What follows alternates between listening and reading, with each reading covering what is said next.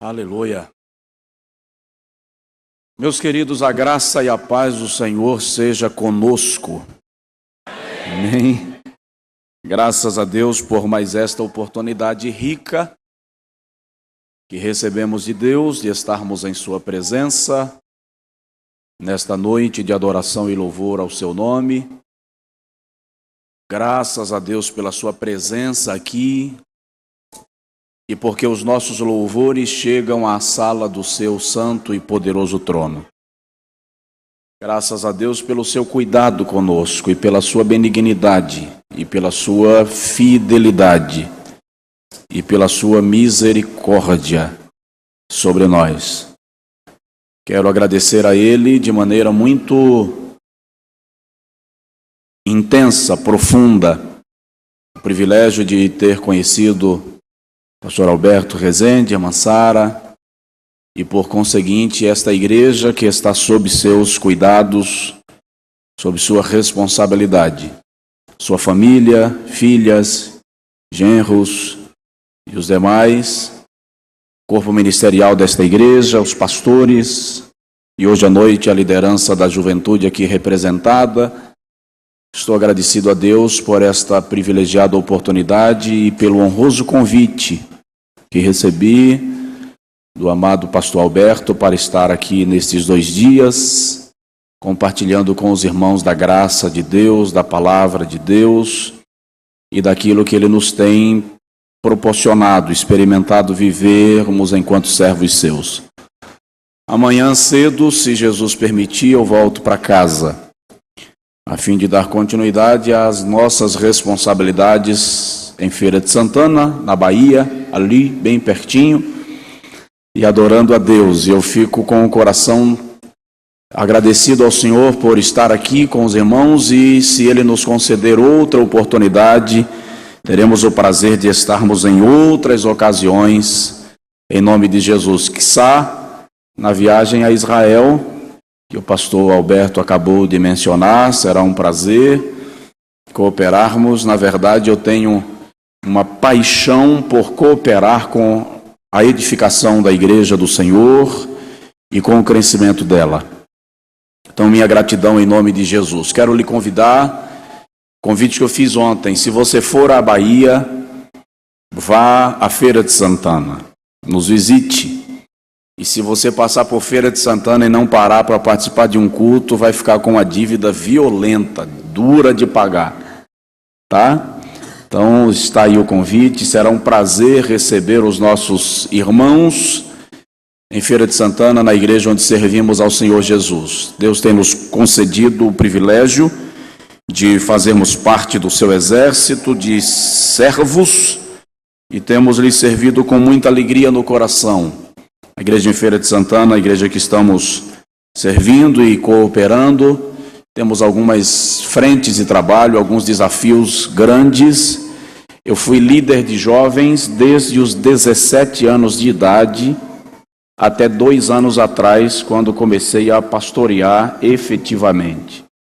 Então eu sei como funciona o trabalho de jovens, sei que ele é ardoroso, mas sei também que ele é muito gratificante, porque é extraordinário ver Deus tomando pessoas, libertando vidas e usando-as para a glória do seu poderoso nome.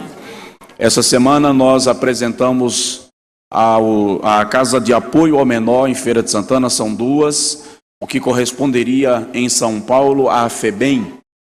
Tá? E a igreja elaborou, nossa equipe de educação elaborou um projeto de ressocialização e discipulado para os menores internos das 2 casas, e o projeto foi aprovado e a igreja estará conduzindo o projeto de ressocialização, discipulado e educação social de jovens internos daquelas 2 casas de apoio de segurança em relação ao menor infrator.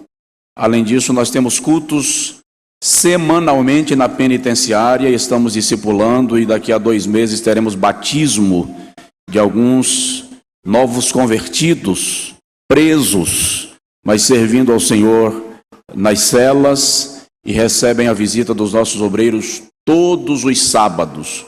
Evangelismo noturno, o pastor Wilson mencionou, nós temos todo sábado evangelismo noturno. E Deus tem manifestado a sua graça. Toda quarta-feira nós alimentamos entre 300 e 500 pessoas dos bairros mais desfavorecidos ou menos favorecidos, pessoas carentes, e as evangelizamos. Na nossa escola bíblica dominical, nós estamos buscando crianças nos bairros mais difíceis, trazendo-as para a igreja. Elas tomam café da manhã com a gente, participam da escola, almoçam e vão embora. E com isso Jesus está fazendo um trabalho assim, muito extraordinário nesse aspecto, salvando essas pessoas. Essa semana a irmã chegou para mim e ao lado da igreja nós temos um restaurante, e o gerente do restaurante estava trêmulo, porque um menino pequeno, um menino de 7 anos, entre outras bolsas que ele conseguiu minar, ele disse: pastor, não sei como ele tirou do chaveiro a minha chave, da minha sala. Eu estava aqui sentado e ele tomou a chave. Calma, traz para a igreja, traz para a escola dominical, que a gente ganha para Jesus e ele se transforma num instrumento para a glória de Deus. Então, estamos fazendo alguns trabalhos para o Senhor. São 14 frentes missionárias que nós estamos mantendo já em 1 ano e meio de trabalho, e Deus tem nos ajudado de maneira muito rica. Eu não sei se você sabe, mas o Nordeste é um campo missionário de grande desafio. Nós temos só na Bahia, mais de 2.000 povoados, eu não disse cidades, mas povoados, e alguns povoados com até mais de 1.000 habitantes não evangelizados, tá? Nós temos, você sabe, não sei se você sabia, no Nordeste, antes de começar a construção de uma vila, se constrói uma igreja católica. Mas nós temos na Bahia povoados que não tem nem igreja católica ainda, tá? Então o desafio da evangelização está posto diante de nós, e as pessoas a quem Deus vai usar sou eu e você. Diz aí para o seu vizinho: é você que Deus vai usar. É você que Deus vai usar. É a sua vida que Deus está desafiando para ser usada por Ele de maneira extraordinária, de maneira poderosa, de maneira grandiosa. E fica sabendo que quando Deus chama, Ele prepara. E quando Ele prepara, Ele envia. E quando Ele envia, Ele supre. E quando Ele supre, Ele respalda. E quando Ele respalda, o seu nome é glorificado na vida daquele a quem Ele enviou. Então diz para Deus: eis-me aqui, envia-me a mim. Quando o Senhor falou comigo sobre o ministério, eu tinha quase 17 anos de idade, e Deus sabe, eu sou filho de pastor e neto de pastor. E Deus sabe que eu não queria ser pastor sob qualquer hipótese. Quando a minha mãe falava que eu ia ser pastor, eu pecava, eu cometia o pecado da murmuração. Eu me revoltava, tá, com a ideia de ser pastor. O meu sonho era ser advogado, e eu tinha dito ao meu pai: eu vou ser um advogado que vai honrar, que vai lhe deixar feliz, que vai lhe deixar lisonjeado. Pastor não, pastor é para o senhor, eu vou ganhar muito dinheiro e lhe mantenho na obra e o senhor pastoreia. Mas Jesus me surpreendeu e, confesso, eu não pretendia, mas essa semana eu disse para alguém: o ministério está impregnado em mim. Eu não consigo pensar na vida, pensar nas coisas, sem que o ministério esteja envolvido nisto. Então eu agradeço a Deus porque Ele tem cuidado e nos abençoado e nos ajudado. E Ele vai usar você. Amém? Então Deus abençoe. Pastor Alberto falou há pouco dos materiais que nós temos aí gravados com mensagens. São mensagens gravadas em convenções, congressos, cruzadas, escola bíblica de obreiros, culto de doutrina. Eu prego na igreja em Feira de Santana toda terça-feira. Nós temos, graças a Deus, uma frequência aí de quase 4.000 pessoas todo culto de terça, que é o culto de doutrina. Vem pessoas de diversas igrejas adorarem a Deus conosco, e nós temos algumas mensagens gravadas aí. Inclusive, eu estou no meio de uma série de mensagens, destruindo os gigantes de sua vida. A gente fala sobre autopiedade. É incrível como o crente é autopiedoso. Gosta de falar de luta, de miséria, de sofrimento, que é para os outros ter dó dele. Tá? Ansiedade, medo, orgulho e outros gigantes que precisam ser vencidos. Tem aí algumas mensagens específicas para mulheres, como por exemplo, mulher, arma secreta de Deus. Mulheres, parceiras de Deus. Graça no caráter de Ruth. Axa era filha de Caleb, possuindo as fontes superiores e as fontes inferiores. Outra mensagem ministrada para mulheres: lições que Maria pode nos ensinar. Tá? E outros temas diversos que nós temos à disposição dos irmãos, como há derrotas que valem mais do que vitórias. Isso parece estranho, né? Mas há derrotas que valem mais do que vitórias. Diversos temas relacionados ao Calvário e ao sacrifício de Jesus por nós. Cada DVD custa apenas R$10. E o irmão pode adquirir pelo menos uns 100 diferentes, passar no cartão de crédito e parcelar, se preferir. Tá? Então, no final do culto, o Stanley está ali na saída.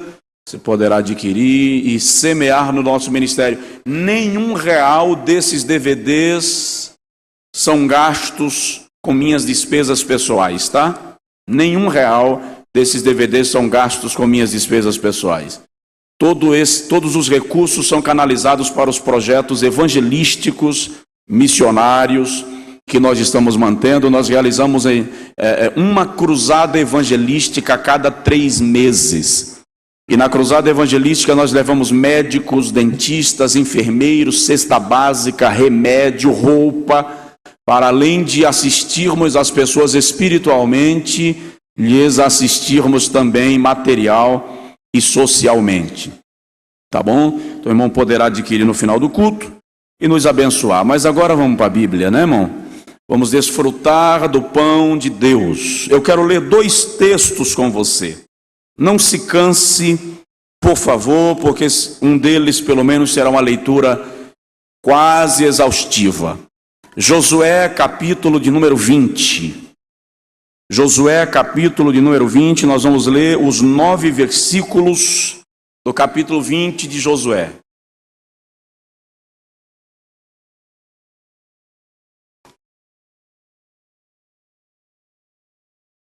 Quero agradecer ao pastor Deusdete, que foi me buscar ontem. Ele não está ali, né? E eu acho que é ele que vai me devolver amanhã, né? Porque de fato eu preciso ser devolvido. Então, minha gratidão ao pastor Alberto Rezende, minha gratidão pelo convite, pela hospitalidade. Deus abençoe e eu confirmo que Deus nos conceda a graça de estar brotando uma grande amizade nesse relacionamento cristão, fraternal, ministerial e espiritual. Josué capítulo 20, versículo 1 diz assim: falou mais o Senhor a Josué: dize aos filhos de Israel: designai para vós as cidades de refúgio, de que vos falei por intermédio de Moisés, a fim de que fuja para ali o homicida, que tiver matado alguma pessoa involuntariamente, e não com intento, e elas vos servirão de refúgio contra o vingador do sangue. Fugindo ele para uma dessas cidades, apresentar-se-á à porta da mesma, e exporá a sua causa aos anciãos de tal cidade. Então eles o acolherão ali e lhe darão lugar para que habite com eles. Se, pois, o vingador do sangue o perseguir, não lhe entregarão o homicida, porquanto feriu a seu próximo sem intenção e sem odiá-lo antes. E habitará nessa cidade até que compareça em juízo perante a congregação. até que morra o sumo sacerdote que houver naqueles dias. Então o homicida voltará e virá à sua cidade e à sua casa, à cidade de onde tiver fugido. Então designaram a Quedes na Galileia, na região montanhosa de Naftali, a Siquém, na região montanhosa de Efraim, e a Kiriat Arba, esta é Hebron, na região montanhosa de Judá. E além do Jordão, na altura de Jericó, para o oriente, designaram a Bezer, no deserto, no planalto da tribo de Ruben, a Ramote, em Gileade, da tribo de Gade, e a Golã, em Bazã, da tribo de Manassés. Foram estas as cidades designadas para todos os filhos de Israel e para o estrangeiro que peregrinasse entre eles, para que se acolhesse a elas todo aquele que matasse alguma pessoa involuntariamente, para que não morresse às mãos do vingador do sangue, até se apresentar perante a congregação. Diga amém. Você entendeu alguma coisa? Diga amém. Se não entendeu nada, diga amém.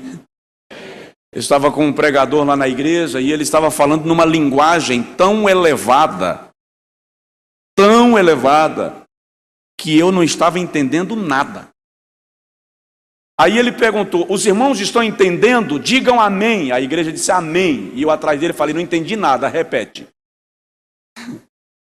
E ele repetiu para que eu entendesse. Ora, afinal de contas eu preciso compreender a Bíblia. Quem concorda diz amém. Salmo 23. Esse nós vamos ler todos juntos, tá? Já lemos, o pastor já fez essa leitura congregacional. Nós vamos repetir a leitura. Eu cheguei para um homem um dia, ele é um dos grandes mestres da teologia no mundo. No mundo. Enquanto eu estava ministrando, os textos que eu citava do Antigo Testamento, ele anotava em hebraico. E os textos que eu citava do Novo Testamento, ele anotava em grego. E enquanto eu falava e ele anotava, eu comecei a me perguntar: o que eu estou fazendo aqui? E depois do culto eu cheguei para ele e disse: pastor, por gentileza, tem um versículo na Bíblia que eu não consigo entender. Queria que o senhor me explicasse. E ele disse para mim: só tem um que você não consegue entender? Parabéns. Eu disse: não, esse é um dos. E ele me disse: porque existem centenas deles que eu simplesmente não entendo. Ele é uma das maiores autoridades em Bíblia no mundo. No mundo. Tá? Mas eu ouvi um pastor presbiteriano dizendo o seguinte: na Bíblia, o que eu entendo, eu prego. O que eu não entendo, eu creio. Dá um toque aí no seu vizinho e diz para ele: eu creio na Bíblia. Eu creio na Bíblia. Salmo 23, vamos juntos? Se o irmão tiver sem Bíblia, aí no telão está projetado. Vamos lá. O Senhor é o meu pastor, nada me faltará. Deitar-me faz em pastos verdejantes. Guia-me mansamente a águas tranquilas. Refrigera a minha alma. Guia-me pelas veredas da justiça, por amor do seu nome. Ainda que eu andasse pelo vale da sombra da morte, não temeria mal algum, porque tu estás comigo. A tua vara e o teu cajado me consolam. Preparas uma mesa perante mim, na presença dos meus inimigos. Unges a minha cabeça com óleo, e o meu cálice transborda. Certamente que a bondade e a misericórdia me seguirão todos os dias da minha vida, e habitarei na casa do Senhor por longos dias. Amém? Coloque assim a mão no peito, por favor, e diga comigo: Senhor Jesus, eu quero que a tua palavra seja profecia para a minha vida. Fala comigo. Amém. Ó Pai, nós estamos diante de Ti, já oramos e outra vez nos colocamos na Tua presença enquanto igreja, dispostos a recebermos da Tua palavra, dispostos a nos alimentarmos dela e a vivê-la, para que o Teu nome seja glorificado em nós. Em nome de Jesus. Amém. Ontem, enquanto eu pregava aqui, a minha mente foi despertada e direcionada ao texto das cidades refúgio, e de alguma forma o Espírito me fez perceber que o Salmo 23 está relacionado com Josué capítulo 20. E hoje, durante todo o dia, quando oportunidade, ou cada oportunidade que tive, usei para bisbilhotar a Bíblia, folheá-la e entender um pouco mais do que o Senhor quis me despertar ontem, enquanto falava aqui. E observei, por exemplo, duas coisas extraordinárias do Salmo 23. Uma delas é quando o salmista conjuga todos os verbos de ação no mesmo tempo. Nenhum deles está no passado, nenhum deles está no futuro, todos estão no presente contínuo, no gerúndio, como se diria na gramática da língua portuguesa, dando a entender que todas essas promessas e confiança que o salmista manifesta no Salmo 23, elas são válidas para nós hoje, no presente tempo. Embora em algumas versões da Bíblia o primeiro versículo conste: nada me faltará. As versões mais antigas e, segundo os estudiosos, as mais próximas do texto original é aquela que declara: nada me falta. O salmista reconhece que em cada situação Deus está presente. Nada me falta. Aliás, me vem agora à mente Êxodo, capítulo 3, versículo de número 14, quando Moisés pergunta a Deus, dizendo: quando eu chegar no Egito e o povo de Israel me perguntar pelo teu nome, o que lhes direi? E o Senhor respondeu a Moisés: quando chegares no Egito, se te perguntarem, ou ao te perguntarem pelo meu nome, dirás que eu sou o que sou. Eu sou o que sou. Essa declaração de Deus, eu sou o que sou, do hebraico Yahyeh, Yasher, Yahyeh, significa: eu sou o Deus de cada situação. O que Deus estava dizendo era: eu sou o que você precisar que eu seja. Quer entender melhor? Deus estava dizendo a Moisés: se você tiver fome, eu sou o pão. Se você tiver sede, eu sou a água. Se você estiver fraco, eu sou quem te fortalece. Se você estiver caído, eu sou quem te levanta.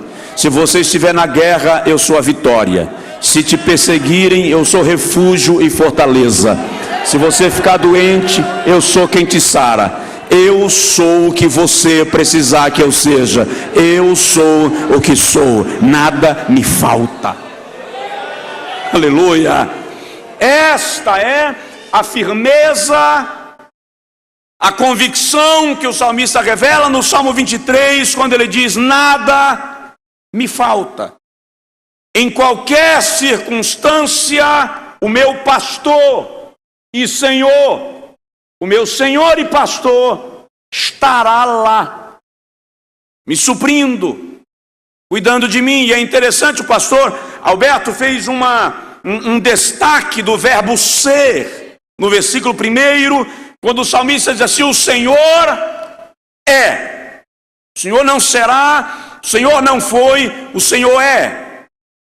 Outro dia, uma certa feita, num curso de filosofia, o professor ateu disse assim: me provem que Deus existe. Eu tinha 7 pastores na sala, alunos comigo, 11 padres, 8 ou 9 freiras. E quando ele fez esse desafio, eu disse para ele: professor, Deus não existe. Deus é. Ele não tem que se preocupar em provar a existência dele, porque ele é de eternidade a eternidade. Tu és Deus. Ele é o meu pastor, diz o salmista, e você pode fazer coro com ele. E nada me falta. Ontem eu falei aqui que é muito comum no Antigo Testamento, e Jesus repete isso no Novo, Deus metaforicamente ser apresentado como o pastor, aquele que cuida, que alimenta, que guia, que oferece segurança, que sustenta, que zela, que preserva. Tanto é que ele mesmo diz, através do profeta Isaías, no capítulo 40, versículo 11: a ovelha ferida ele carregará no colo, ele sarará, ao cordeiro ele carregará no colo, e a faminta ele amamentará, e como pastor pastoreará as suas ovelhas. Amém? Mas o que tem a ver Josué 20 com Salmo 23? Aparentemente nada. Mas deixa primeiro ele trazer à memória o Josué 20, para então você perceber o que tem a ver o Salmo 23. É uma poesia. É uma poesia o Salmo 23. Os estudiosos não chegam a um consenso. Não se sabe exatamente quando Davi escreveu o Salmo 23. Uns sugerem que foi no período em que ele estava sendo perseguido por Saul, depois de ter sido ungido rei de Israel, antes de ocupar o trono. Foram 15 anos de perseguição contínua, absurda, de emboscadas. Daí Davi reconhecer Deus como pastor e dizer: eu sei que Ele cuida de mim como um pastor cuida da sua ovelha, ainda que meu inimigo esteja no meu encalço, eu sei que Ele cuida de mim. Outros acham que o Salmo 23 foi escrito quando Davi estava sendo perseguido por Absalão. E portanto, o Salmo 23 retrata a confiança de Davi, de que Deus é o seu refúgio. Qualquer que tenha sido a circunstância, Davi traz as 6 cidades de refúgio para o Salmo 23, e ele reconhece em cada linha do Salmo 23 uma das cidades refúgio determinadas em Josué capítulo 20. Para que haviam as cidades refúgio, chamada no hebraico de Aremiklaf? Ela era usada, na verdade Deus determinou em Números capítulo 19, capítulo 35, que se desse aos levitas 48 cidades e os seus arredores, porque os levitas não teriam possessão em Israel. Então 48 cidades lhes foram doadas, concedidas para que eles morassem. Dessas 48 cidades, 6 o Senhor estabeleceu como cidade refúgio. Para quê? O texto é muito claro. Se alguém cometesse um assassinato involuntário, ele deveria se refugiar numa dessas cidades. Por quê? Se o assassinato foi involuntário, porque havia uma prática comum que antecede a lei mosaica, chamada de Lei de Talião.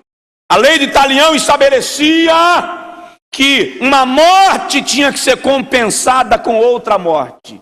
Era a velha lei do olho por olho e dente por dente. Entendia-se pela lei do talião que, se alguém cometeu um assassinato, voluntário ou não, deveria pagar com a própria vida. Isso está revelado muito claramente em Gênesis capítulo 9, por exemplo, lá nos versículos 5 e versículo 6. Como a terra de Israel deveria ser, segundo o planejamento divino, uma terra santa, Deus não permitiria o derramamento inconsequente de sangue.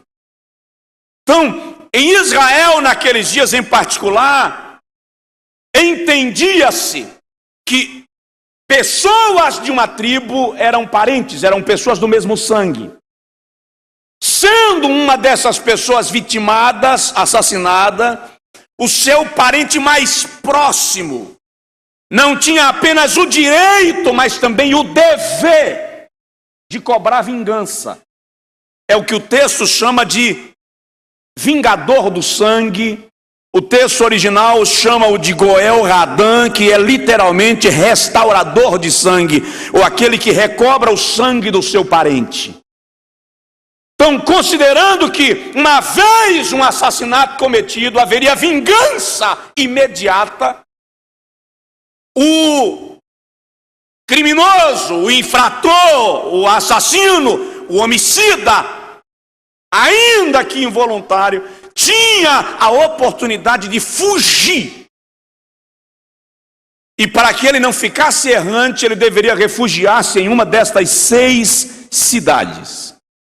Quando ele chegasse, diz o texto, na porta da cidade, os anciãos estariam lá, porque era comum, o tribunal da cidade era a porta, onde os anciãos ficavam para julgar as causas. Daí a razão de Ló na porta de Sodoma, quando os anjos chegaram. Ló fazia parte da cúpula de Sodoma, tá? Ele era juiz em Sodoma. Daí a autoridade dele de impedir que os homens de Sodoma invadissem a sua casa para tirar de lá os 2 varões que estavam, por causa da sua autoridade enquanto ancião da cidade. Quando o homicida chegava na porta da cidade, diz o texto, ele tinha que expor a sua causa. O vingador de sangue vinha no encalço dele, mas o vingador não poderia mais executá-lo enquanto ele já estivesse conversando com os anciãos. Ele tinha um tempo de fuga. Se ele conseguisse escapar da cidade do homicídio até a cidade de refúgio, ele estaria guardado. Depois que ele expunha a sua causa, os anciãos o recebiam na cidade. Era uma espécie de salvo-conduto, um habeas corpus, numa linguagem jurídica. E enquanto ele não fosse julgado, o vingador não poderia executá-lo. Se chegasse à conclusão, números 35, que ele era culpado e que havia matado intencionalmente, ele era entregue ao vingador de sangue, que o executava da maneira que achasse melhor. Mas enquanto a causa não fosse julgada, o vingador não podia entrar lá. Sua causa era discutida. E é interessante que no livro de Josué, é o livro da repartição das terras entre as tribos, Deus determina que 3 cidades ficassem a leste do Jordão, de um lado do Jordão, e outras 3 ficassem a oeste do Jordão, do outro lado do Jordão, para que todas as tribos tivessem acesso à cidade refúgio. E detalhe, essa cidade refúgio representa Cristo, tá? O homicida, o pecador, o perseguido sou eu e você, correndo em busca de salvação.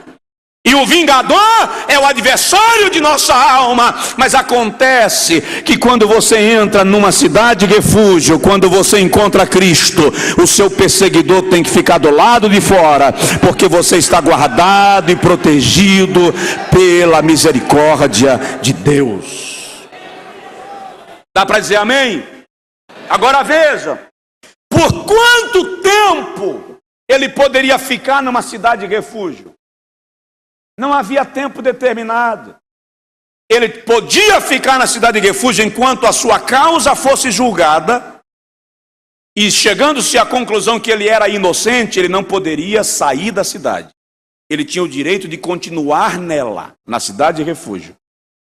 Só depois da morte do sacerdote, está escrito aqui muito claramente, em Números 35, isso também é muito claro, quando o sacerdote que o julgara morresse, presta atenção nisso, quando o sacerdote que o julgasse morresse, então ele estaria livre para sair da cidade de refúgio, voltar para a sua cidade natal, e o vingador de sangue não poderia mais executá-lo, e se o executasse, estaria cometendo homicídio e estaria sob pena da lei que vingava, que estabelecia-se em Israel. Presta atenção nisso. Quando é que ele podia sair da cidade de refúgio? Quando é que ele estava livre do vingador? Quando o sacerdote morresse. Quem é o nosso sacerdote? Quem é o nosso sacerdote? Jesus Cristo. E o nosso sacerdote já morreu? O nosso sacerdote já morreu, sim ou não?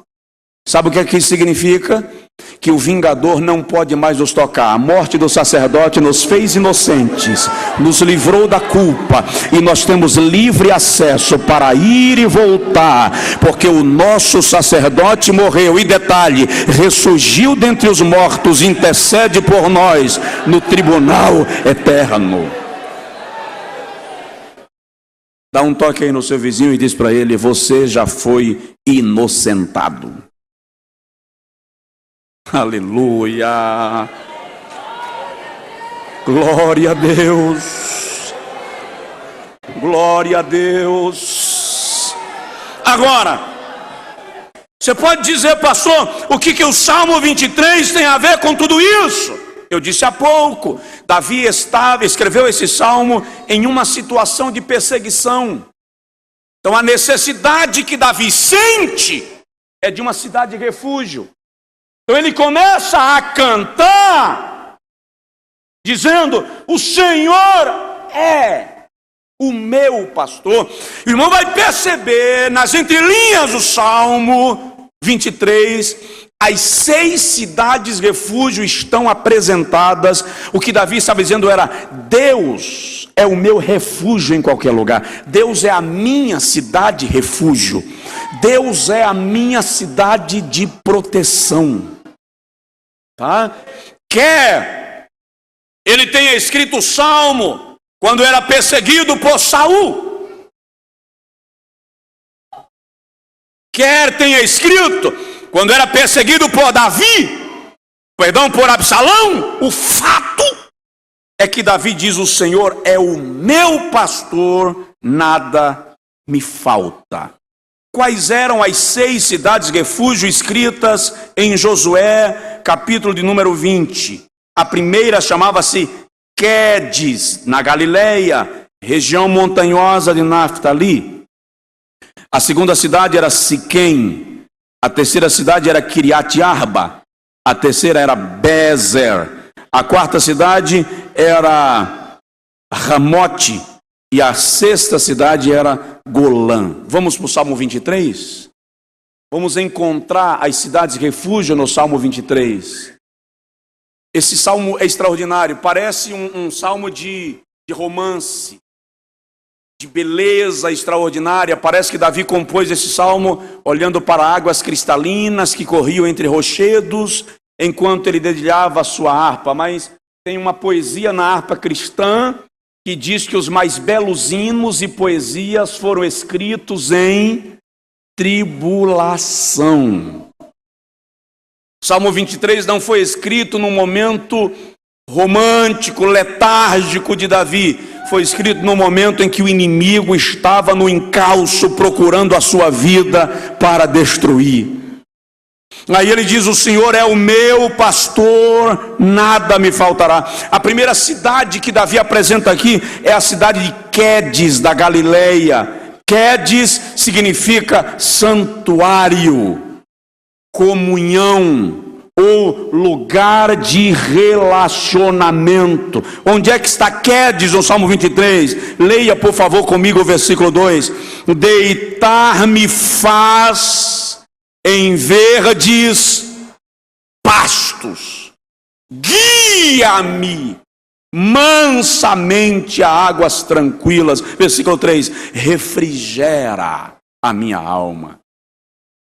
Aqui há uma menção à cidade de Quedes, lugar de comunhão. Por quê? Porque a primeira coisa que o homicida precisava restaurar era o seu relacionamento com Deus. Ele precisava se voltar para Deus. E onde é que está relacionamento aqui, pastor Josué? Deitar-me faz em verdes pastos. O que Davi estava dizendo aqui era: eu me alimento nas pastagens do meu pastor. Em João capítulo 10, versículo 10, Jesus diz assim: eu sou a porta. Quem entrar por mim, salvar-se-á. Entrará e sairá e encontrará pastagens, comunhão, alimento, abastecimento. Eu lhe pergunto, como é que está o alimento na sua alma? Você tem se alimentado das pastagens que o bom pastor tem providenciado para você? Fosse na igreja que eu sou pastor, eu iria fazer a seguinte pergunta, então eu vou colocar entre aspas: em que tipo de mesa você tem comido? Que tipo de comida tem lhe servido de abastecimento de vez em quando? Eu viajo muito.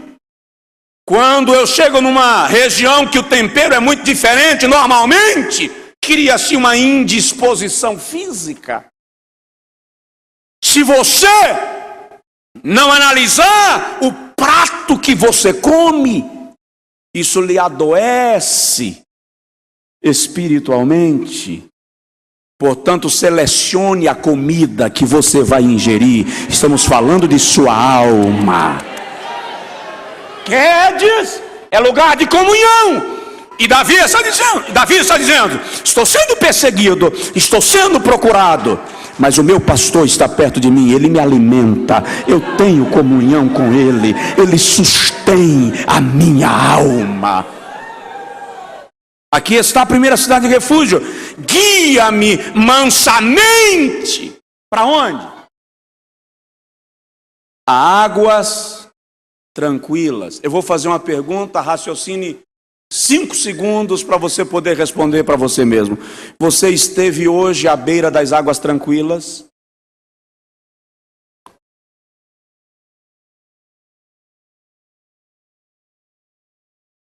Se pastos verdejantes é palavra, é pão, e nem só de pão vive o homem, mas de toda a palavra que sai da boca de Deus.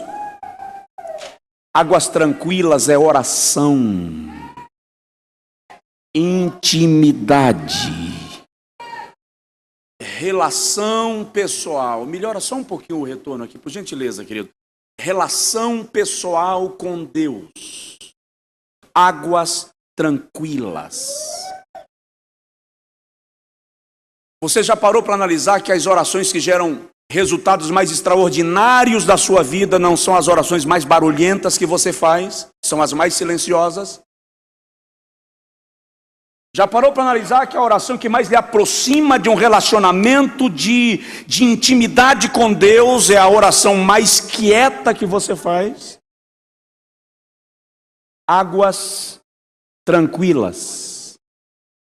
Paulo diz assim: quem fala em línguas não fala coisas de homens, mas coisas de Deus. O texto original diz assim: quem fala em línguas não fala de coisas humanas, mas conversa em segredos divinos.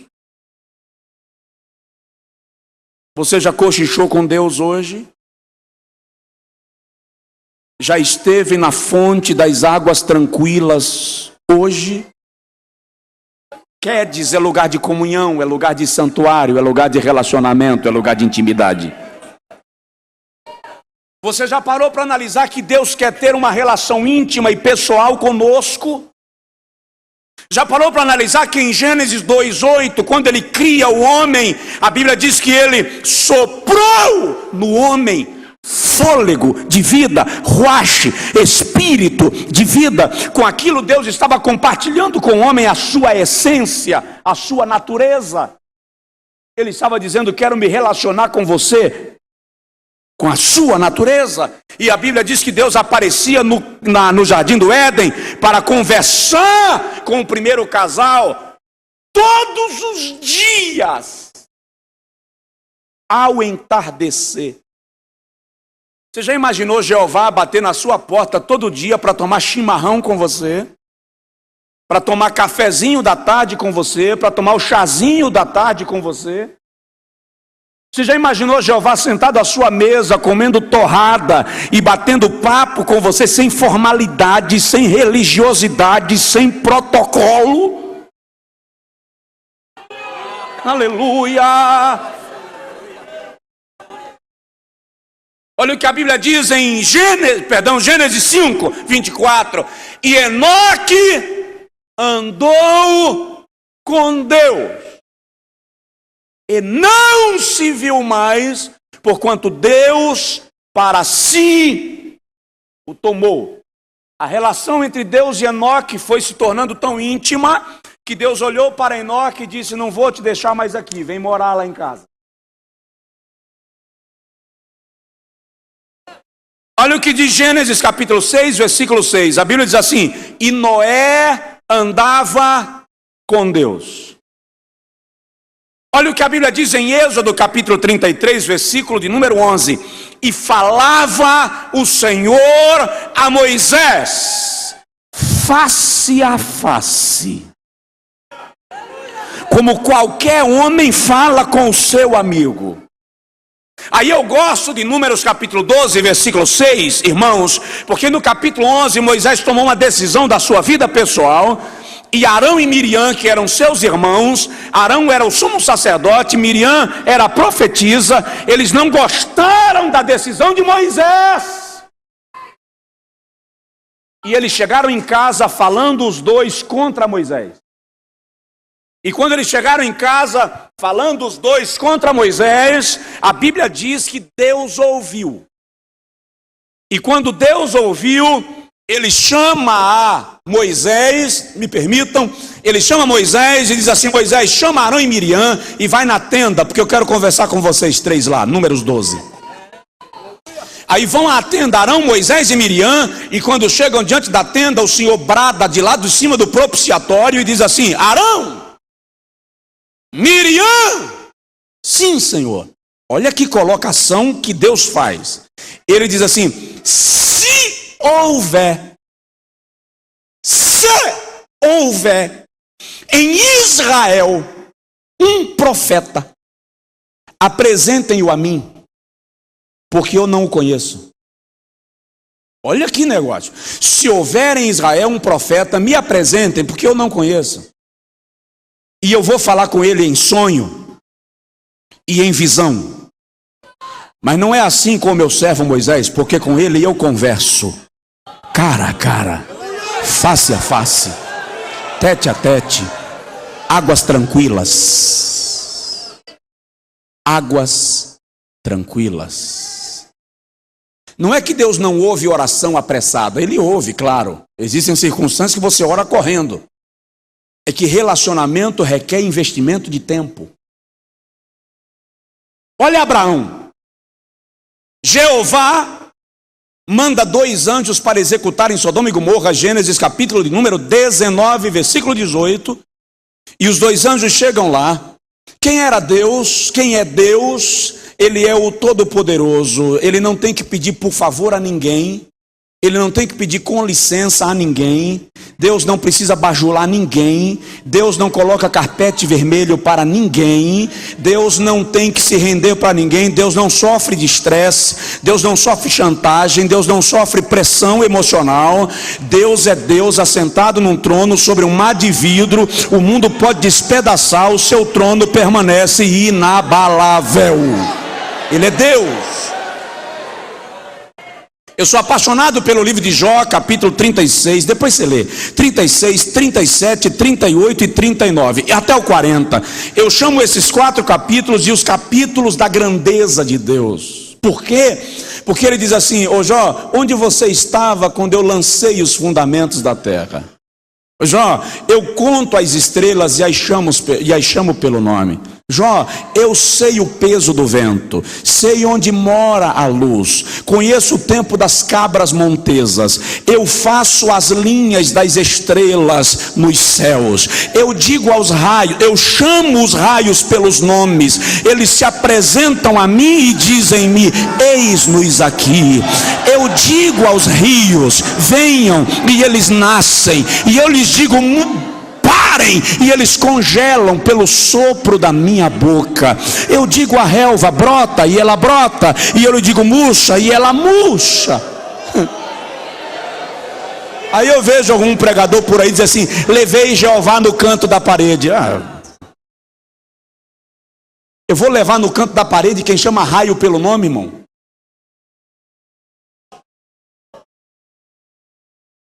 Mas Deus, estamos falando de águas tranquilas. Esse Deus que não pede por favor, para na iminência de destruir Sodoma e diz assim: posso eu, porventura, fazer alguma coisa sem antes me comunicar com o meu amigo Abraão?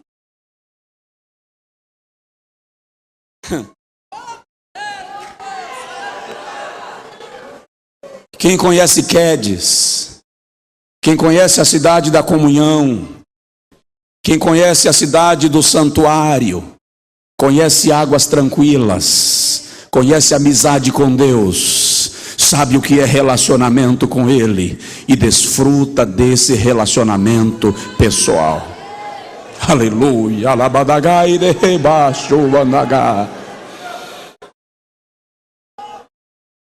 A minha avó paterna era índia. A paciência veio voando, sentou no ombro da minha avó e disse: aqui é minha casa. Ela era capaz de ver o mundo desabar e depois pegar a flanela para tirar a poeira do que sobrou.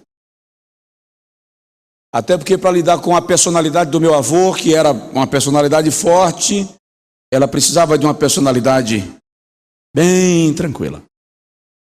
Mas a minha avó orava entre 7 e 8 horas por dia. Águas tranquilas. Quando a minha avó faleceu aos 72 anos, vítima de uma parada cardíaca, ela já era viúva, e a vizinha que a encontrou morta disse que ela estava de joelhos. A minha mãe é uma mulher bem pequenininha, 1,52 m. Branquinha, dos olhos verdes, uma coroa linda. Minha mãe é um charme. Ela ora porque gosta. É incrível como ela tem facilidade de orar. Não existe um momento só que você diz assim: irmã Dina, vamos orar? E ela diz: não, estou ocupada.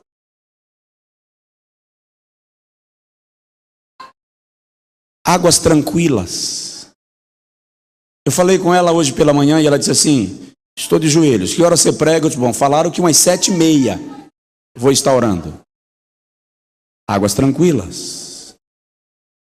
Eu tenho um amigo, pastor Alberto, ele é cego, é pastor. E a gente ora junto há pelo menos 20 anos. Uma vez por semana, pelo menos, ele vem na minha cidade e a gente ora junto.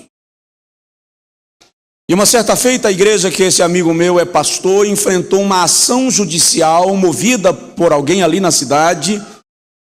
E naquele período de tempo de audiências, eu fui convidado para fazer um casamento em Salvador. Era o casamento da filha de um homem muito conhecido, um deputado, e estavam lá alguns juízes. e eu acabei conversando com o juiz da comarca onde está a igreja desse amigo meu, e o juiz me disse assim: pastor Josué, a minha mãe é evangélica, a minha mulher frequenta a igreja, eu não sou evangélico, mas eu gosto dos evangélicos, e eu gostaria de dar ganho à causa do pastor, seu amigo, mas eu já olhei o processo, já reli, e não tem jeito, ele vai perder a causa. A última audiência seria numa quarta-feira. Ele chegou na minha casa na terça, às 5 da tarde, e foi direto para meu escritório para orar, e eu ajoelhei com ele. Orei até às 6 horas, eu falei com ele: olha, Jailton, eu vou levantar porque eu tenho que ir para o culto. E ele disse: eu vou orar mais um pouquinho, não vou para a igreja. E eu fui para o culto. Cheguei da igreja por volta das 10h30 e ele estava de joelhos. E eu o chamei para um lanche, ele disse: não vou comer porque eu não quero interromper a oração. E eu fui lá, lanchei e voltei, ajoelhei com ele e orei até por volta de 1h30 da manhã. E eu disse para ele: eu vou dormir porque eu estou muito cansado, tenho que levar o menino para a escola. E ele disse: eu vou orar mais um pouquinho. E eu fui dormir. Lá para as 3h30 da manhã eu acordei, e quando eu acordei eu saí do meu quarto para ver como estava o filho, e quando eu abri a porta do meu quarto eu ouvi um barulho da sala, e eu pensei comigo: não é possível. E eu fui de ponta de pé, e quando eu cheguei perto lá da porta do escritório, ele estava de joelhos. Eu voltei de ré e fui dormir. 6h15 da manhã eu levantei para levar o menino para a escola, e quando eu saía do quarto eu ouvi um gemido, e eu pensei comigo: aí é abuso, não é possível. E fui lá, ele não estava mais de joelho, ele estava deitado no chão, colarinho virado em cima da cabeça, o suor fazia a camisa ali a pegar a pele, e ele dava murro no chão e apenas gemia. Águas tranquilas. Estamos em Quedes. Talvez a gente nem chegue em Golã. Eu levei meu filho para a escola. Quando voltei fui orar com ele, mas aí eu fui agora com vergonha, né, irmão? Eu dormi a noite inteira e ele orou a noite inteira. Então eu fui descalço, ele é cego, para ele não me perceber, ajoelhei calado e orei em silêncio. 10h30 da manhã o telefone tocou, eu atendi, era a esposa dele, e ela me disse assim: Josué, manda Jailton parar de orar, porque o que tinha que acontecer já aconteceu, a audiência já terminou e a igreja ganhou a causa. Aleluia.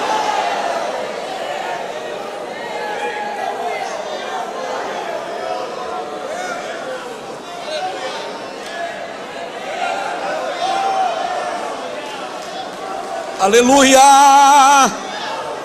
Quedes, cidade, refúgio da comunhão, refrigera, guia-me mansamente a águas tranquilas. Tinha até mais um texto para citar, mas eu queria ir para a segunda cidade. Mas lá vai o texto, Ezequiel 47, você já leu? Ezequiel 47 é lindo demais. Ezequiel vê um rio que sai do altar, e o rio vai correndo, e à medida que ele avança, ele se torna mais largo e mais profundo. E Ezequiel vê quando aparece um homem, um varão celestial com um cordel de medir. E o varão mede 1000 côvados e diz a Ezequiel: vem. E Ezequiel diz: eu entrei, e as águas me cobriam os tornozelos. Águas tranquilas. O que é água cobrindo o tornozelo? Início de uma comunhão, início de uma amizade, início de uma caminhada com Deus. Dá licença, eu vou usar um exemplo que não é muito ético, tá? Mas me permita usar. Eu estou com o número do telefone do pastor Alberto. Aí daqui a 3 meses eu ligo para ele e digo assim: pastor, estou precisando de 3.000 reais emprestados. Aí ele me empresta. Eu pago, tá? Eu pago minhas dívidas. Depois de mais uns 6 meses eu ligo de novo: pastor, me apertei aqui, me empresta 5.000. Ele me empresta. E eu pago, tá? Por favor. Mais outros meses eu ligo de novo: pastor, me empresta 1.000. Pastor, me empresta 10. Só que eu só ligo para ele para pedir dinheiro emprestado. A próxima vez que o telefone dele tocar e ele ver meu número, ele vai pensar o quê? Tá precisando de dinheiro. Não é isso? Agora eu lhe pergunto, o que é que Deus pensa quando você ajoelha?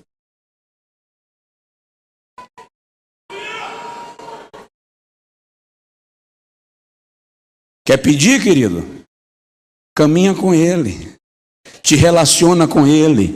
Para que a relação não seja apenas por interesse, mas por prazer.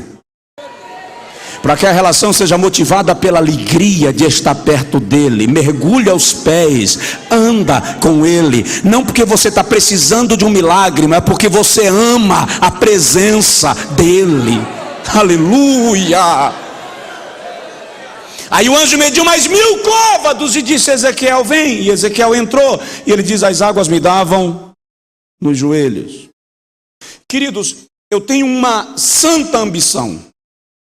Eu quero chegar no nível da oração, não porque eu preciso de uma solução, mas porque orar se transformou num hábito do qual eu não consiga me livrar mais. Quando você mergulha os joelhos, oração deixa de ser sacrifício e passa a ser prazer. Passa a ser alegria, relação com Deus. Aí o anjo mede mais 1000 côvados e diz a Ezequiel, vem! E ele diz, eu entrei e as águas me davam nos lombos. Na cultura judaica, a força de um homem se concentra nos músculos lombares. Dominar os lombos de um homem é dominar a sua força. Quando na sua relação com Deus, quando você, ovelha querida e santa de Jeová, quando você mergulha os lombos, você está dizendo a Deus, eu me rendo. Agora a minha força já não serve, só a tua força me domina. Aleluia! Você está em Quedes ainda, primeira cidade, você está apenas mergulhando nas águas tranquilas. Aí o anjo mede mais 1000 côvados e diz a Ezequiel, vem. Aí Ezequiel diz assim, eu não pude entrar mais. Aí eu me apaixono, porque não eram águas para se atravessar andando, mas águas para se atravessar a nado. Oh, que coisa linda. Ezequiel diz assim, mas aquele homem me segurou pela minha mão e me fez nadar e me levou a ambas as margens do rio. E eu vi que haviam cardumes de peixes e árvores frondosas. Este é um nível de intimidade no qual você não faz mais nada sozinho. É um nível de intimidade no qual Deus tem comando, controle absoluto da sua vida e das suas decisões. É nesse momento que Deus nos leva a experiências tão extraordinárias, que não são experiências para todos, são experiências apenas para quem aceita viver à margem das águas tranquilas, ou às margens. Diga comigo assim, Senhor, eu quero esta comunhão. Aleluia. Vamos mais, ainda estamos em Quedes e eu já vou saindo. Refrigera a minha alma. Cidade da comunhão. Refrigera aqui é cria deleite. Restaura. Quando você está na cidade da comunhão, o Senhor te faz deleitar nele. O Senhor te faz alegrar-se nele. Provérbios, capítulo de número 2, versículo 13, Provérbios 25, 13, o sábio diz que o mensageiro que traz uma notícia fiel refrigera a alma. daqueles que a ouvem. Deus quer criar deleite para nós.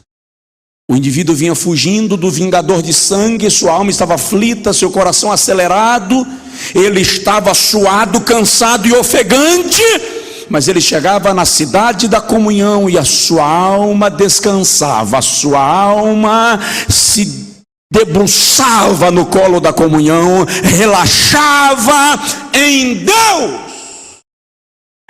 que nos alimenta, sacia nossa sede e nos dá frescor. Diga amém, por favor. Segundo lugar, a segunda cidade refúgio descrita no texto de Josué, capítulo 20, versículo 9, era a cidade de Siquém. Siquém significa ombro. Siquém significa amparo. Siquém significa responsabilidade. Em outras palavras, quem estava em Siquém estava debaixo da responsabilidade de alguém. Havia alguém que respondia por ele. Havia um ombro que lhe garantia sustentação. Vamos para o Salmo 23, versículo de número 3. Guia-me pelas veredas da justiça. Veja que no versículo 2 o salmista diz assim: guia-me mansamente às águas tranquilas. Aqui não, aqui é guia-me pela vereda das justiças. Lá no versículo 2 a brandura, aqui no versículo 3 a justeza ou justiça. Relacionamento com Deus não é só brandura, relacionamento com Deus também é responsabilidade. Siquém. O salmista diz no Salmo de número 16, versículo 11, que ele diz assim: tu me farás ver a vereda da vida.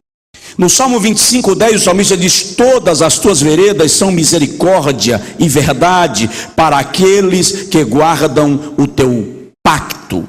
No Salmo de número 119, versículo de número 35, o salmista declara dizendo: faze-me andar na vereda dos teus mandamentos. Provérbios 4:18, ele diz assim: a vereda do justo é como a luz da aurora, que vai brilhando mais e mais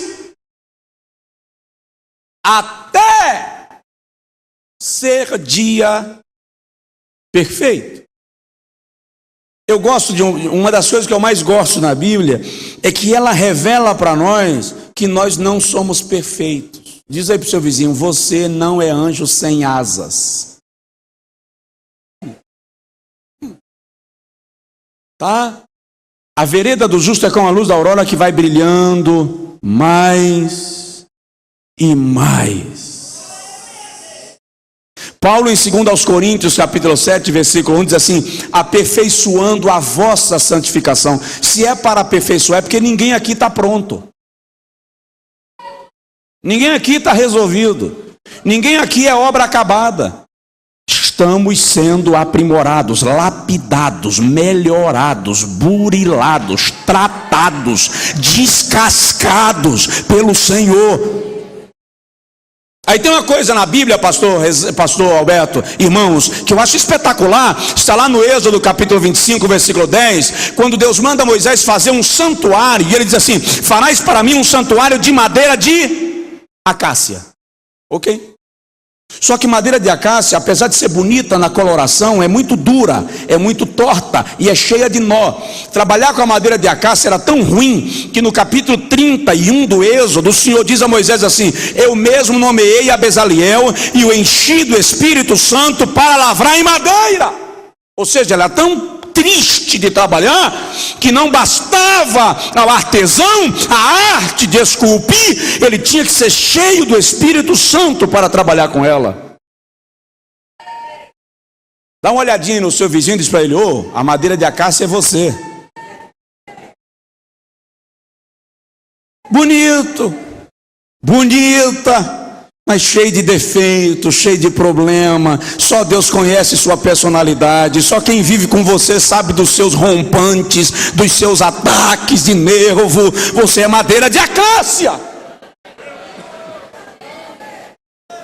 E de vez em quando a madeira velha se manifesta. Mas olha o outro versículo. Olha o versículo 11. O Senhor diz assim, no versículo 10, faz para mim santuário de madeira de acácia. E no versículo 11 ele diz assim, reveste de ouro por dentro e por fora. Aleluia. Enquanto madeira de acácia fala da natureza humana, ouro fala da natureza divina. O que Jeová está dizendo é: pega o Josué cheio de defeito, pega o Rezende, a Paula, o Paulo, a Rita, a Joana, a Francisca, a Maria, a Patrícia, o André, traz para cá. E alguém disse, mas Jeová é muito problemático, traz para cá, e eu vou revesti-lo com a minha natureza, por dentro e por fora. Aleluia! É por isso que nós estamos aqui, tem ouro batido por dentro e por fora. Guia-me pela vereda da justiça, por amor do seu nome. Estamos em Siquém. Qual é a primeira cidade de refúgio? Quedes. Santuário, comunhão. E a segunda? Siquém. Ombro. União, responsabilidade. Lugar onde o Senhor não apenas lhe trata na comunhão, mas lhe chama ao padrão que ele requer. Mas vamos lá, ainda em Siquém.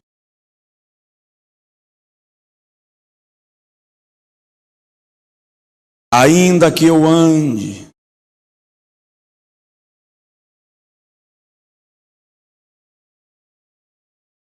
pelo vale de sombra e de morte, não temerei mal algum.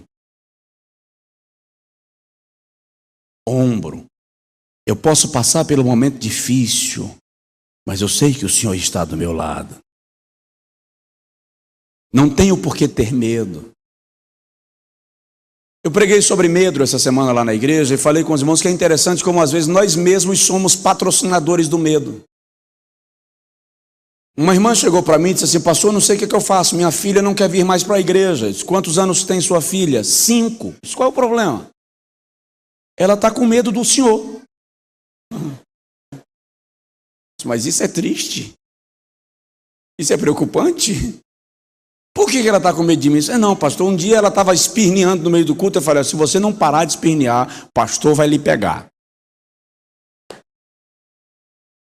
Fez a menina ter medo do pastor. Eu precisei trabalhar isso, reconquistar a menina. Até que um domingo desses atrás, ela chegou no púlpito, levantou os 2 bracinhos e disse, me abraça, pastor, que eu não tenho mais medo, não. Não deixe o adversário lhe amedrontar. Você já escapou do vingador de sangue, já está na cidade, refúgio de Siquém.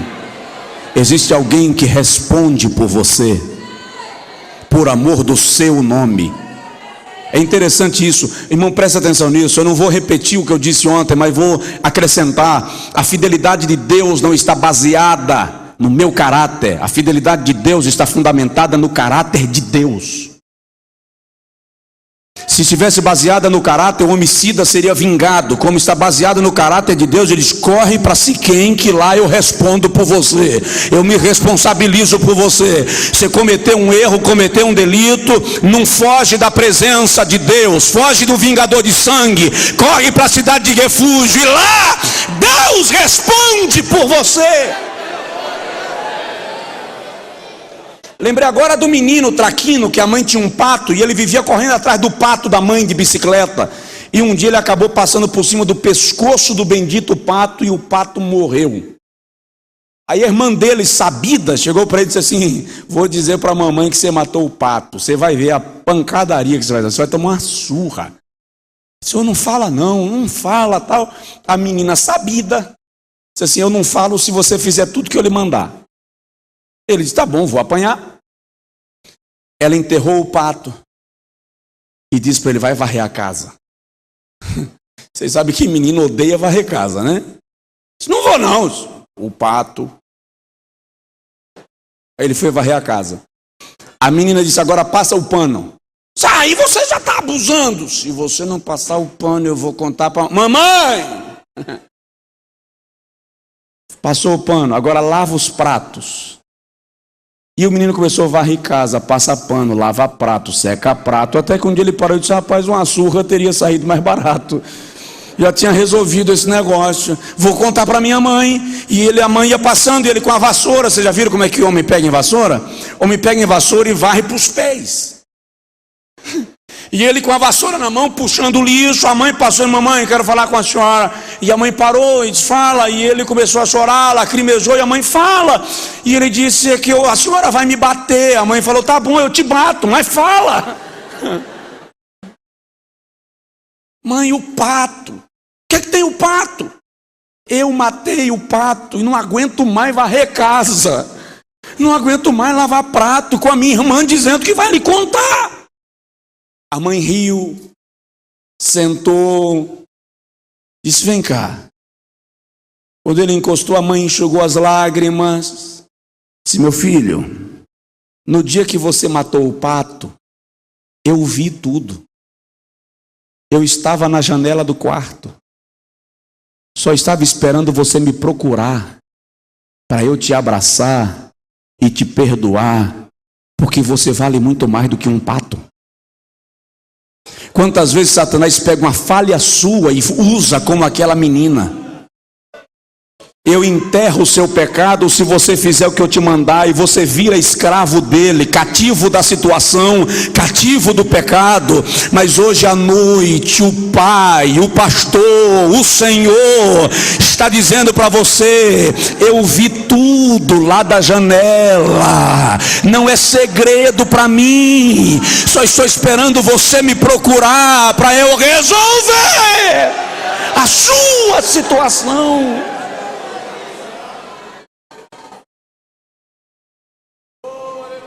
Oh, aleluia! Irabanaga, suirahando, lamandaganaga. Tem que parar, né, irmão? É bom parar. Deixa eu ir só para a terceira cidade, pode ser? Amém? E aí as outras três ficam para próxima oportunidade, se Jesus nos conceder. Tá bom? A terceira cidade é Kiriat Arba, também chamada de Hebron. A palavra significa união, companhia. Significa dizer que no local onde o homicida cometeu o crime, ele estava sozinho. Na sua fuga ele esteve só, mas agora na cidade de refúgio ele tem companhia. Olha o Salmo 23: ainda que eu ande pelo vale de sombra e de morte, não temerei mal algum, porque tu estás comigo. Eu tenho companhia. Tu estás comigo. Salmo 34:7 diz assim: o anjo do Senhor acampa-se ao redor dos que os temem e os livra. Me parece que é o Salmo 121, deixa eu confirmar, que o salmista diz assim: elevo, 121, os meus olhos para os montes, de onde me virá o socorro? Você já parou para analisar onde foi que Davi fez esse salmo? É extraordinário o momento que Davi faz o Salmo 121. Está lá registrado em 2 Samuel, me parece que é o capítulo 23, quando Saul contrata 3.000 homens, canhotos, peritos atiradores com funda. O texto diz que aqueles 3.000 homens não erravam nem um fio de cabelo.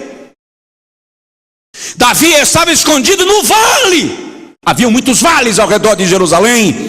Saul também era homem de guerra e conhecia estratégias de guerra. E ele mandou 1.500 homens pela frente e 1.500 homens por trás, para não deixarem Davi escapar. Aí Davi olha para os montes. Elevo os meus olhos para os montes. Não tem para onde fugir pelo vale. De onde me virá o socorro? De repente a buzina toca e o mensageiro diz a Saul: corre e larga Davi e volta para Jerusalém, porque os filisteus invadiram Jerusalém e vão saquear a cidade.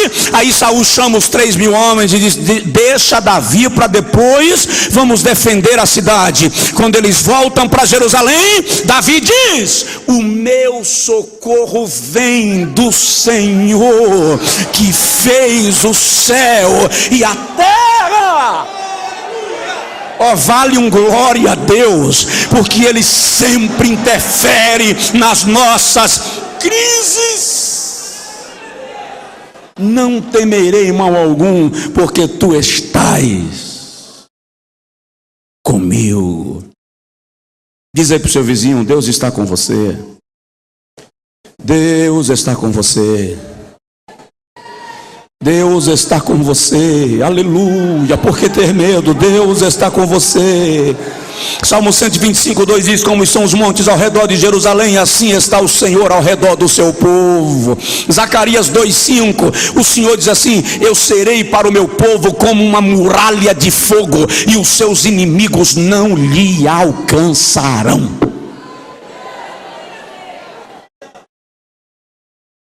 Salmo 91. Aquele que habita no esconderijo do Altíssimo, à sombra do Onipotente descansará. Direi do Senhor: Ele é o meu Deus, o meu refúgio, a minha fortaleza, nele confiarei. Porque Ele te livrará do laço do passarinheiro e da peste perniciosa. Ele te cobrirá com as suas penas, e debaixo das suas asas estarás seguro. A sua verdade é escudo e broquel. Não temerás espanto noturno, nem seta que voe de dia, nem peste que ande na escuridão, nem mortandade que assole ao meio-dia. Por quê? 1.000 cairão ao teu lado, 10.000 à tua direita, mas tu não serás atingido. Provoca seu vizinho aí e diz para ele: tu não serás atingido. Tu não serás atingido. Tu não serás atingido. Somente com os teus olhos olharás e verás a recompensa dos ímpios, porque tu fizestes do Altíssimo a tua habitação. Fica em pé, por favor.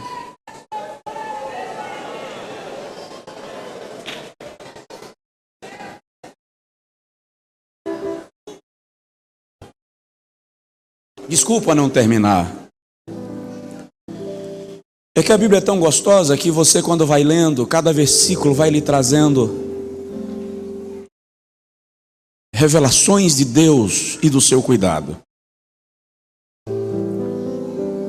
Mas o importante não é que eu conclua o esboço, o importante é que você saia daqui convicto de que esta é a palavra de Deus e ela não cai por terra. A quarta cidade era Bozer, ou Bezer, que significa fortaleza. Tua vara, teu cajado me consolam, preparas uma mesa perante mim. Por quê? Porque a mesa era posta no lugar mais alto da casa, para que o vingador percebesse que o acusado havia sido inocentado e ele tinha que ir embora. Ele não podia invadir.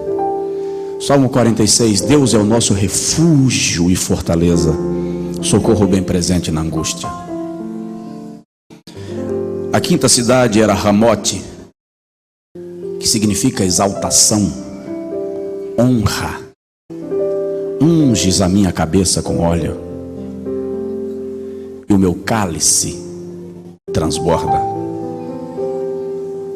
Você já parou para analisar que Deus honra os seus? Deus honra os seus, e que no lugar para onde te mandaram para você morrer, Deus te faz mais forte, e que onde esperavam que você ia ser destruído, Deus te dá vitalidade e mais vida e prolonga os teus dias. O óleo foi derramado sobre a sua cabeça. Diga aí: o óleo foi derramado sobre a minha cabeça. Diga aí: o meu cálice transborda, o meu cálice transborda. O que isso significa é a prosperidade, a bênção, a milagre, a honra reservada para você. Deus vai lhe honrar, Deus vai lhe prosperar, Deus vai lhe suprir. Tem um versículo na Bíblia, pastor Alberto, eu me apaixono por ele, quando em Joel capítulo 2, versículo 23, o Senhor diz assim: eu te restituirei os anos que foram consumidos. Os teólogos da prosperidade pregam que Deus vai restituir teu carro, que Deus vai restituir tua fazenda, que Deus vai restituir teu emprego. Que conversa! Deus vai restituir o tempo que se foi. Carro, fazenda, o tempo, trabalho, restitui. Mas tempo, só o Senhor do tempo pode devolver. Que Deus está dizendo é: os anos que você passou na luta, você envelheceu, desgastou, seu olhar decaiu, sua coluna envergou, você perdeu a força, lhe viram ficar velho, seus cabelos embranqueceram, mas agora eu derramo óleo sobre a tua cabeça e te renovo a vida. Vão olhar para você e vão dizer assim: mas você não envelhece. Vão olhar para você e vão dizer: mas você não muda, você está mais novo do que há 10 anos atrás. Aí você responde assim: é óleo sobre a minha cabeça. Mas você hoje está melhor do que antes. Antigamente você estava na pindaíba, como dizem lá no Nordeste, e agora você está próspero, você está abençoado. É que o meu cálice transborda. Aleluia.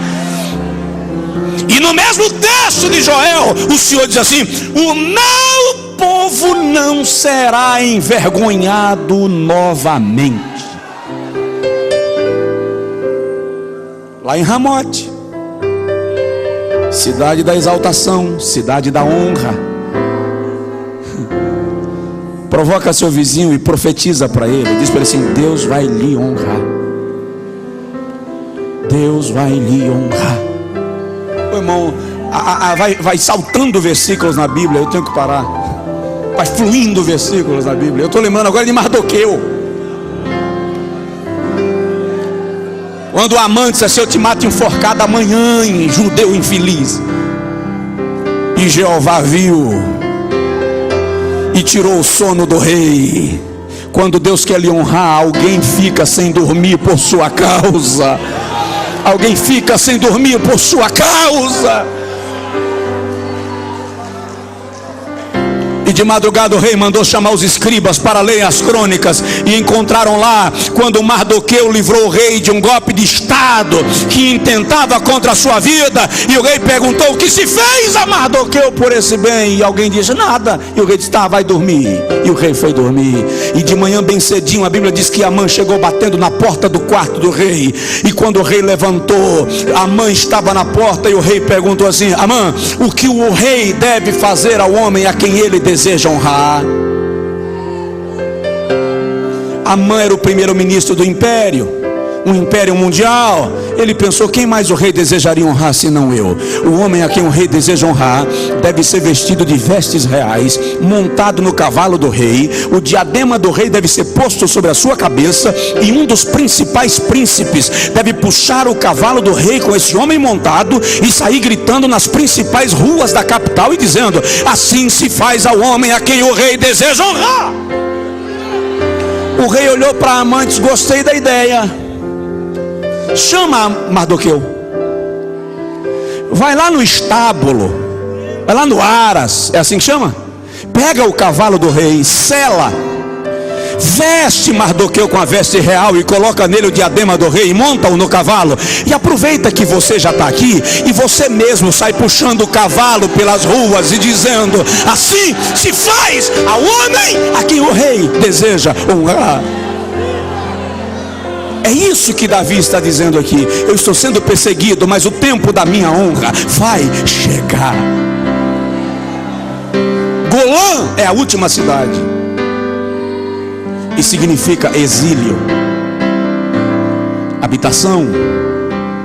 E é por isso que Davi diz: habitarei na casa do Senhor por longos dias, por tempo indeterminado.